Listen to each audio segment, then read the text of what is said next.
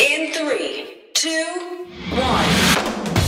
7 things you probably didn't know you need to know. I'm Jamie East, and this is the Smart 7. Good morning, everybody. It's Thursday, the 6th of August, and happy Fresh Breath Day. And a big happy birthday to Barbara Windsor, M. Night Shyamalan, Robin Van Persie, and Jerry Horner, aka Ginger Spice. 7. Details continue to emerge about the Beirut blast, with at least 135 people killed and thousands of casualties. The officials responsible for storing the ammonium nitrate at the port have been placed under house arrest, and international aid is starting to flood into the city. Sky's Alex Crawford is on the ground. The city has not slept since this happened. It has just been on automatic, if you like. There's a lot of resilience. There's definitely a lot of resilience. We saw teams and teams of volunteers, mainly young people, who are going around in groups just trying to sweep the streets, trying to clear the debris, trying to generally inject some optimism into life here. But there's an awful lot of despair, an awful lot of tears shed today. Dominic Raab says that the UK government is sending aid. I've just spoken to the Lebanese Prime Minister Hassan Diab. We are going to stand by the Lebanese people in their time of need. We're going to provide immediate response and an aid package, an assistance package, search and rescue, humanitarian assistance up to £5 million, as well as expert medical support. Coronavirus spikes continue to happen, with Scotland currently experiencing one in Aberdeen, but authorities have acted quickly. Nicola Sturgeon explains. We will be introducing regulations. We will publish these later today, requiring all indoor and outdoor hospitality in the city to close by 5 p.m. today. That includes all bars, restaurants, cafes and pubs. Hotel restaurants can remain open, but to provide food for residents only, and takeaway services can continue. Meanwhile, in England, Nick Gibb, the Minister for Schools, says all kids will be back in school in September. We want all children to return to school in September. It's good for their long-term education. It's important for their mental well-being that they're with their friends and teachers. We have a very comprehensive track and trace system which will identify any spikes in the virus around the country. And when we do identify spikes, as we have done in Leicester and in Manchester, we take swift action locally to introduce lockdowns. 5.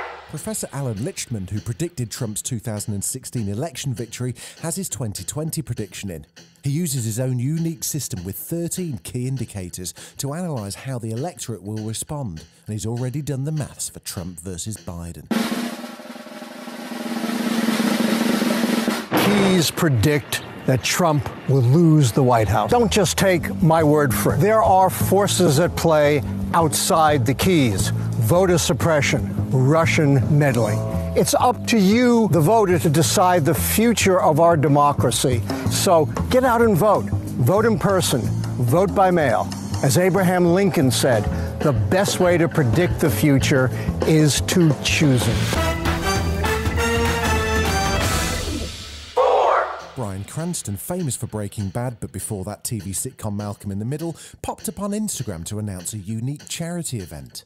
Malcolm in the Middle returns for a 20th anniversary special in which the whole cast will do a reading of the pilot episode together on Zoom this Saturday night. It was Linwood Boomer, the show's creator's idea for the charity At Healing California, and you can bid to attend the event by Zoom. Brian's been very busy though. He had COVID-19 and has since donated plasma. Hello, everybody. I wanted to announce that I had COVID-19 a little while ago. Very lucky, very mild symptoms, and so I thought maybe there's something I can do. So I started a program there. So hopefully the plasma donation can help some other people. Let's go. In sport, Man United beat Austrian side Lask 2-1 last night in the Europa League, winning 7-1 on aggregate, and progressing to the quarter-final on Monday against FC Copenhagen. Meanwhile, the football world was shocked yesterday when Arsenal, a club with a billionaire owner, announced 55 redundancies of staff due to a fall in revenues since the pandemic. Sky's football reporter Kavar Solikol had some clear comparisons. Got the situation where Mesut Ozil is being paid £350,000 a week, and he's not even playing for Arsenal. He's been frozen out of Mikel Arteta's plans. Some of these people who are going to be losing their jobs earn in a year what Mesut Ozil earns in a day. That is the stark reality of the situation. Surprisingly accented actor Jamie Dornan was on this morning to promote his new movie Endings Beginnings and to talk briefly about 50 Shades of Grey. He says he still gets nervous the first day of shooting a new film, so nervous he nearly ran away. Honestly, the first night, Eamon, I thought about running away. I was that terrified. We were shooting at night. Honestly, we were shooting a night shoot. We were in the Valley in LA, in the Studio City in LA, and the first scene is the first time you see my character. And now Daphne and Frank, which is Shailene's character, and Sebastian Stan's character, they'd already been shooting for 2 weeks, but I was filming something else, so I couldn't shoot the first weeks. When I came in, not knowing anybody, first night, and I was so terrified that I thought about running away. I thought, what are the ramifications here if I run? Satirical puppet comedy series Spitting Image is due to return. You might have to ask your dad about it.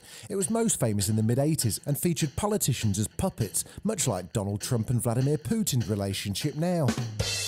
Thanks very much. It's being made by the BBC and ITV as part of their new streaming service, BritBox, basically a British Netflix. I don't know why it's not called Britflix, but that's beside the point. Here's how it used to sound in more innocent times. This featured Ronald Reagan, so it sounds a little bit old. My fellow Americans, people of the world, I give you Nancy.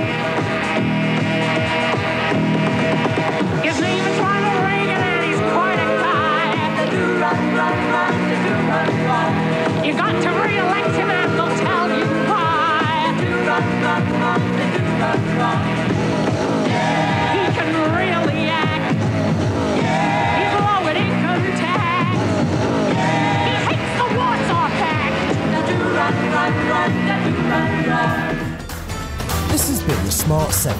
Be smart, wear a mask. We've got an Alexa skill now, so enable us and then just say, Alexa, play the Smart 7. We're back tomorrow at 7 a.m. Like and subscribe wherever you get your podcast.